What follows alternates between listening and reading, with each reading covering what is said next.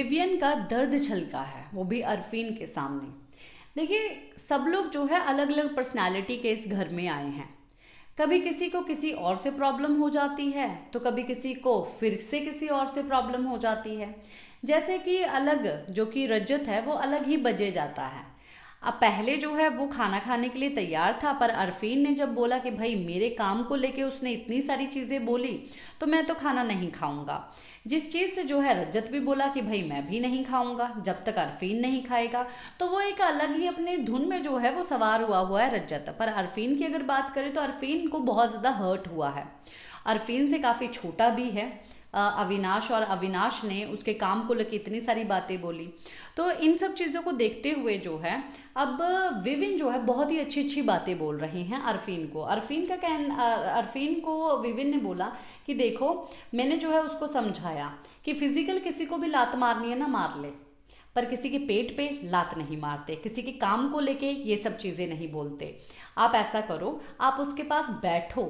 और मैंने उससे बात की तो उसने मुझे यही बात बोला कि मैंने अरफीन को कोई ऐसे इंटेंशन से जो है कोई भी बात नहीं बोली है। आप बैठो उसके पास, उसको समझो उसने आखिरकार किस सोच में जो है आपको इतनी सारी बातें सुना दी। तो अरफीन का कहना ये है कि नहीं भाई, मैं नहीं बैठूंगा, मेरे को सीधा सीधा जो है उससे माफ़ी चाहिए। तो अभी जो है इस जो विविन है उसने ये बात बोला कि ऐसा नहीं होता है, आपको बैठना पड़ता है। देखिए, यहाँ पर जो लोग हैं ना, मैं उनको अपनी फैमिली मानता हूँ। आपको पता है कि मैं कैसा इंसान हूँ। अविनाश ने मुझे सुबह से बोला हुआ कि भाई जो भी आपको चाहिए ना वो मैं आपको दे दूंगा। मैंने एक बार भी उससे कोई भी चीज़ ली नहीं ली। हर कोई कुछ ना कुछ खा रहा था, दही खा रहा था, किसी ने मुझे पूछा तक नहीं कि आपने कुछ खाया। रज्जत जो है आके मुझे बोला कि तू गैस चला के दिखा। मेरे को गैस चलानी ही नहीं थी। अगर मेरे को गैस चलानी होती तो मैं सुबह ही चला लेता वो गैस। पर इस वक्त सब लोग तड़प रहे थे खाने से, इसीलिए मेरा गुस्सा वो आया और मैंने भी ये बात बोली कि भाई कोई रोक के दिखाए। और राशन मैंने निकलवाया, उसको बोल के सब चीज़ें मैंने की। और मैं एक ऐसा इंसान हूँ जो इंसान जो है खाने से पहले ये बात पूछता है कि आखिरकार सब लोगों ने खाना खाया है या नहीं खाया। पर मुझे किसी ने नहीं पूछा, कुछ नहीं पूछा। मैं इसको फैमिली मानता हूँ, बट कोई भी मेरे लिए कोई बॉदर तक नहीं हुआ, कोई चीज़ पूछी तक नहीं किसी ने मुझे। मतलब कि जो भी चीज़ मिलती है, इवन जो भी बजट होता है घर का, उस बजट में मैं पूरे घर वालों के लिए टेस्टी टेस्टी चीज़ें बना देता हूँ। जहाँ तक मुझसे होता है, जो चीज़ मुझसे होती है, अगर खाना ऐसा वैसा बना मैं उसको तड़का लगा लेता हूँ, उसको बेटर बना लेता हूँ कि ये सब लोग खुश रहे। एक फैमिली को खुश रखने का मंत्र ही जो है वो ये चीज़ें हैं। पर इन लोगों की तरफ से अगर देखा जाए तो कोई भी ऐसी चीज़ें नहीं आती, तो हमको अपना खुद का ही तो करना है।